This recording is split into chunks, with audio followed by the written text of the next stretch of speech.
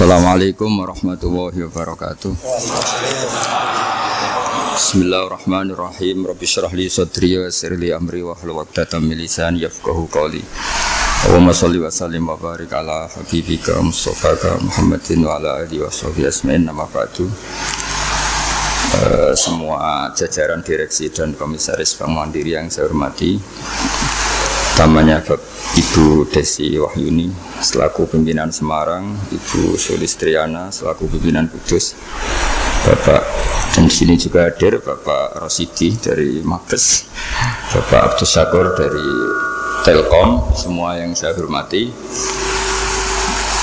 Ini kalau mempersiapkan ngaji kitab Kasyifatus Saja dikarang oleh Syekh Nawawi. Syekh Nawawi itu ulama top Indonesia yang hidup di Mekah, juga meninggal di Mekah. Dulu di antara kearifan buyut-buyut kami, leluhur kami, itu kalau cerita itu nggak apa-apa kamu mondok di Mekah di sana, tapi bawa pohon yang hidup di Indonesia. Jadi artinya membawa manhaj, metode dakwah yang bisa hidup di Indonesia. Ini penting kata Mbah Mun, karena wa ma arsalna min rasulin illa bilisani qaumi. Semua rasul diutus itu pasti sesuai kultur kaumnya. Saya punya sedikit cerita tentang kultur. Kultur itu nilai yang disepakati masyarakat, meskipun persepsi itu salah. Saya cerita sedikit tentang keunikan kultur. Nabi Yunus itu nabi. Di mana-mana nabi itu mengajak ke tauhid, ajaran yang benar. Dan dulu nabi itu nggak punya polisi, nggak punya densus, jadi nggak bisa nabi nyuruh yang nggak setuju tangkap, itu nggak bisa. Tapi punya Tuhan. Jadi kalau yang tidak percaya dakwahnya itu ancamannya azab.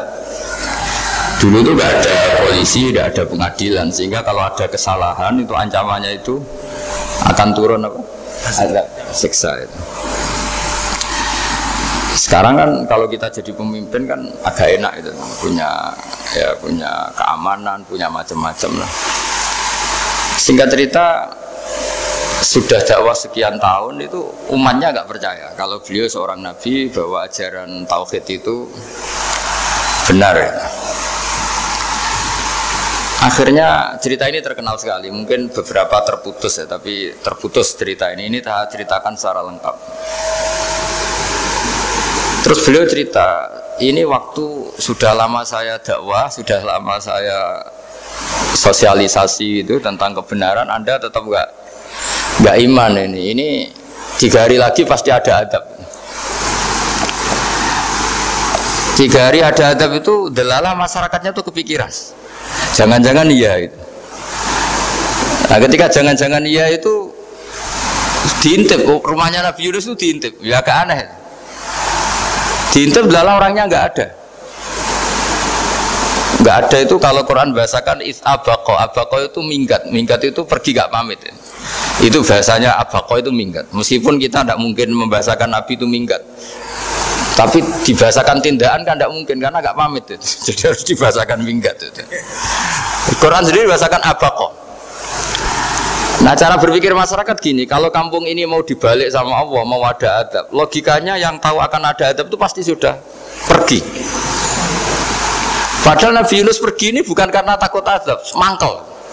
Niai suwi gagal seminggat ya kan gitu. Jadi ada kiai minggat itu ya ada dalilnya, karena dulu tuh kalau mangkel itu suami yang mangkel istri itu ya harus minggat, istri ya harus minggat. Dulu itu ya boleh, maksudnya boleh itu ya kalau darurat ya minggat sedikit lah, tidak apa-apa.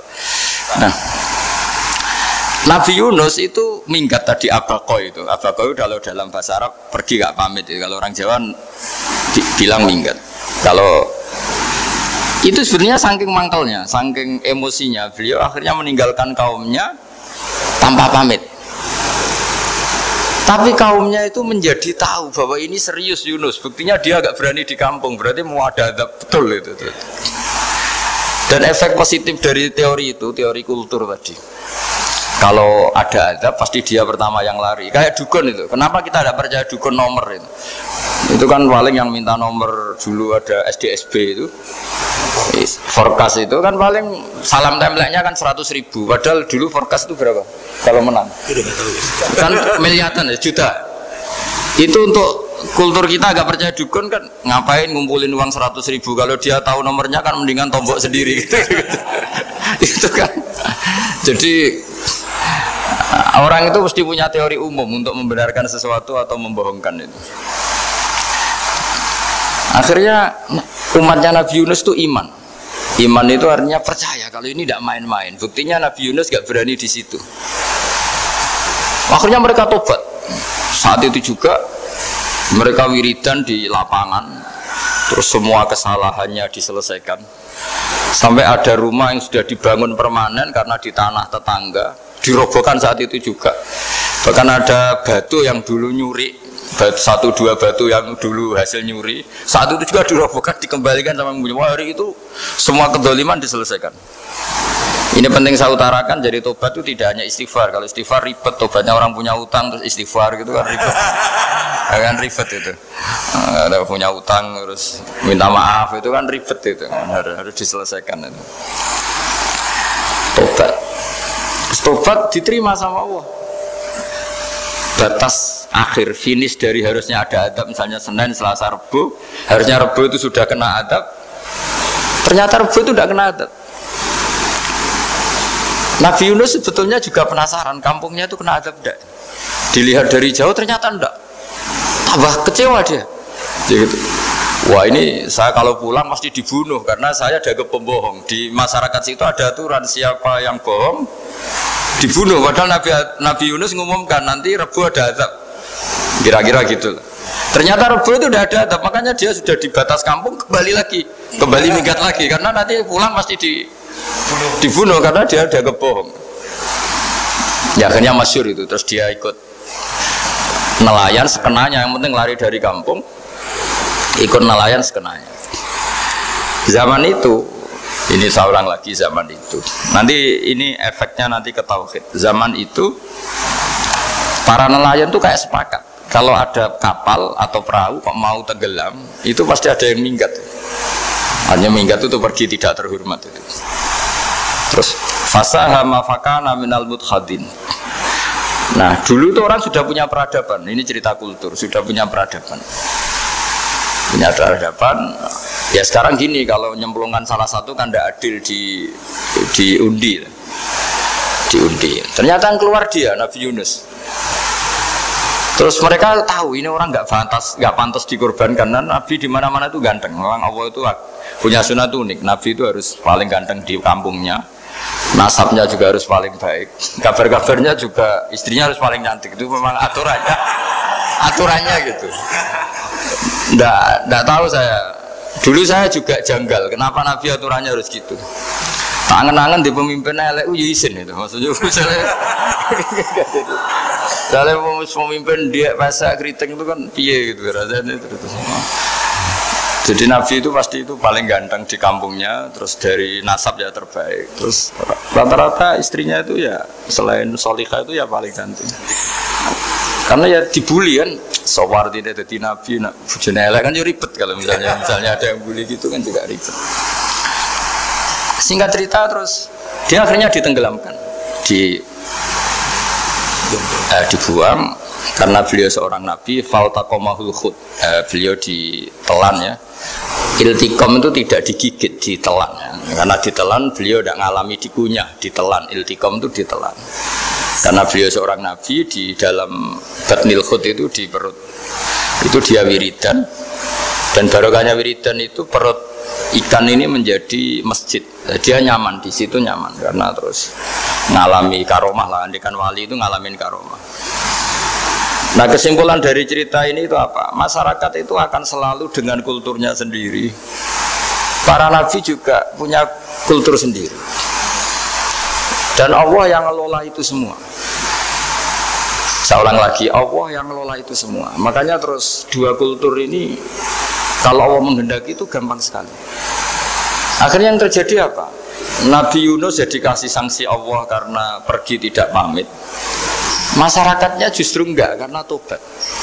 Dan tobatnya masyarakatnya ini karena kekeliruan Nabi Yunus. Keliru dengan makna bukan dosa.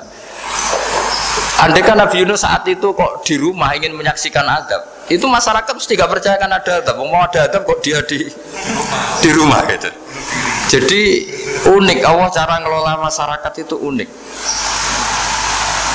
Nah, dari keunikan-keunikan cara Allah ini kemudian lahirlah ilmu yang bernama ilmu tauhid, ilmu tawakal, ilmu pasrah nang pangeran itu. Karena kemarin pas Pak Yusuf sama Bu Sulis sowan saya itu tak beri cerita agama itu milik Allah. Sehingga teori yang dikatakan manusia itu ya teori saja, tetap semua itu di tangan Allah. Ya saya saat itu cerita, misalnya saya ditanya, ini besi, materi besi dengan kaca itu kuat mana? Mesti kita menjawab kuat besi. Tapi saya yang mengendalikan besi dan kaca. Ternyata saya punya merencanakan menghancurkan besi, menetapkan kaca ini tak simpan, akhirnya puluhan tahun. Yang ini saya rencanakan saya hancurkan itu. Andai kan si yang menjawab tadi tahu rencana saya mesti kuat bilang kuat kaca. Gitu. Kalau tahu. Makanya contoh paling gampang tadi, dinosaurus itu hewan paling kuat malah musnah itu. Pitik yang nggak kuat sampai sekarang itu. Karena Allah bikin dinosaurus itu punya rencana dihancurkan itu. Sementara ayam enggak lah, gue rame-rame dunia gitu. Sehingga ya sudah. Nah, agama itu seperti itu. Agama itu sesuai rencana Tuhan. Sehingga ini cerita Nabi. Sehingga Nabi itu kadang nggak tahu bedanya antara sesuatu yang punya data, punya perangkat-perangkat untuk menuju A misalnya, itu nggak tahu bedanya. Jadi kalau Nabi ditanya misalnya gini, onta itu lahir dari betinanya, dari indukannya bisa, ya bisa. Lahir dari batu, jawabnya ya bisa. Kalau dia seorang Nabi pasti jawab bisa. Kalau Nabi loh ya, bukan direktur mandiri, Nabi itu mesti jawabnya bisa. Jadi kalau Nabi ditanya, mata air itu keluar dari bumi kedalaman 7 meter, bisa. Keluar dari sini, dari meja, jawabannya ya bisa. Karena Nabi itu saking dekatnya Allah, tahu betul bahwa perangkat di dunia ini tidak bisa mendikte Allah. Semua itu kehendak Allah. Logika yang terbangun Nabi itu sebenarnya gampang ya. Kalau kita teliti itu hanya gampang itu, sesuatu yang benar itu pasti bisa dijelaskan secara gampang. Nah ini ngaji tauhid biar tidak terlalu berteori terus. Karena kalau saya cerita uang pinter jenengan. Dan saya tidak ingin pinter tentang uang. Tak beri contoh. Nah ini supaya nanti kalau sampean suatu saat meninggal ketemu mungkar nakir itu tahu cara menghadapi. Nanti tak warai tekniknya. Tak warai tekniknya. Bocoran bocorannya tadi. Makanya ada cerita agama ini baik sekali. Orang bocorkan ujian nasional itu kriminal, bisa ditangkap parositi.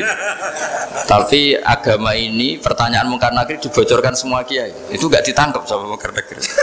Harusnya kan rugi karena ini pertanyaan, tapi semua kiai kan sudah membocorkan. Nanti pertanyaannya di kuburan itu man rabbuka, Tuhanmu siapa, agamamu apa? Itu kan sudah dibocorkan, tapi itu nggak dianggap kriminal. Sementara kita sekolah SD, sekolah SMP bocorkan soal itu dianggap kriminal. Padahal kalau harusnya boleh. Maksudnya kalau menuruti teori itu harusnya boleh kan. Wong pertanyaan mungkar nakir saja dibocorkan kan. Ada dasarnya. Ya tapi kan tidak ada itu. Harusnya boleh. Tapi kan terjadi gak ujian kalau dibocorkan itu. Aneh agama ini begitu baik. Pertanyaan yang taruhannya surga neraka saja dibocorkan. Kurang apanya baiknya agama ini? Pertanyaan sepenting itu dibocorkan dan kiai-kiai gak ditangkap sama mungkar nakir ya udah itu aja. Saya ulang lagi ya supaya kita ingat fitrah salimah. Soal Anda modern monggo lah, tapi saya sebagai kiai akan ngajari kalian tentang fitrah salimah. Jadi kalau kamu itu benar-benar beragama, ini misalnya kertas, ini lempengan baja. Kalau kamu beragama kalau ditanya kuat mana? Ya terserah jenengan. Karena bisa saja kertas ini aku punya niat tak simpan di arsip nasional. Baja ini tak niatkan, tak luluhkan, tak hancurkan. Sehingga kalau kita ngomong ya secara materi harus ditambahi, secara materi kuat gajah ya Allah. Tapi secara substansi jenengan ya terserah jenengan, monggo. Nah, di sini yang mulai orang lupa itu karena selalu menjawab pasti kuat gajah. Kata pasti ini yang akhirnya orang menghilangkan teori beragama. Berdasar logika aja. Berdasar logika. Nah, akhirnya para nabi, para wali itu ditanya. Saya punya kitab karangannya Abdul Hamid, orang alim. Kitab itu dulu saya ngaji lama sekali, sampai sekarang saya pelajarin. Manusia itu dijebak hukum adat, padahal adat itu ya tidak terlibat. Misalnya kalau ada telur jadi ayam normal gitu. Ya tadi indukan unta melahirkan unta normal itu, indukan sapi melahirkan sapi normal. Tapi kalau para nabi itu bilang ya agak normal. Nggak normal artinya tetap ada kekuatan Tuhan. Indukan unta tahu apa tentang unta? Dia punya kekuatan apa? Bisa melahirkan unta, bisa menciptakan unta di perutnya, bisa ada jantungnya, ada paru-parunya, ada ususnya. Dia bisa apa? Di situ ada tangan Tuhan. Gitu. Karena para nabi cara berpikir gitu, melihat tembok ya sama. Tembok sama indukan unta itu sama, sama-sama mungkin mengeluarkan unta. Sehingga ketika Nabi Soleh ditanya, bukti apa kekuasaan Tuhanmu? Apa bisa mengeluarkan unta dari batu besar ini? Jawabannya Nabi Soleh ya bisa, sebenarnya bisa. Dan mukjizatnya Nabi Soleh masyhur itu keluarlah unta dari batu. Karena secara teori ya tadi, coba unta indukan itu apa seorang profesor, apa seorang ilmuwan sehingga bisa menciptakan anaknya itu. Apa dia terlibat dalam menciptakan jantungnya, paru-parunya, ususnya? Kan enggak juga. Telur bisa apa coba?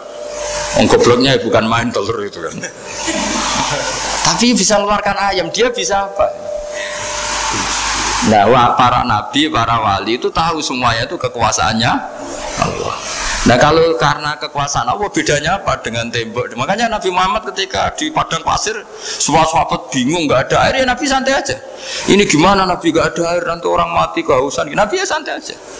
Kamu ingin air katanya? Iya. Nabi nunjuk apa itu ya sudah terus ada air. Ada yang keluar dari jemarinya, ada karena Nabi itu nggak tahu bedanya antara ini mungkin dan tidak mungkin tuh nggak tahunya itu ya semuanya itu Allah. Kalau kamu kan nggak, wah daerah gini nggak mungkin ada air.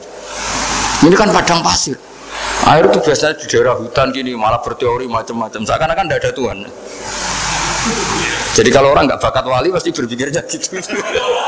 Makanya nggak wali-wali itu memang nggak bakat karena itu kan artinya menafikan kekuasaannya Allah kan. Seakan-akan Allah tidak mampu bikin air di situ. Tapi kalau Nabi santai aja. Makanya Nabi Ibrahim ketika mau dibakar ya santai aja. Menurut beliau api bisa apa? Jadi itu meskipun hukum adat itu ya selalu berjalan. Normalnya api ya membakar, di padang pasir normalnya ya nggak ada air, normalnya batu ya nggak mengeluarkan unta. Tapi kamu jangan terjebak oleh keseharian yang Anda lihat. Tetap di balik itu ada kekuasaannya Allah Subhanahu wa Ta'ala. Nah ini yang namanya iman.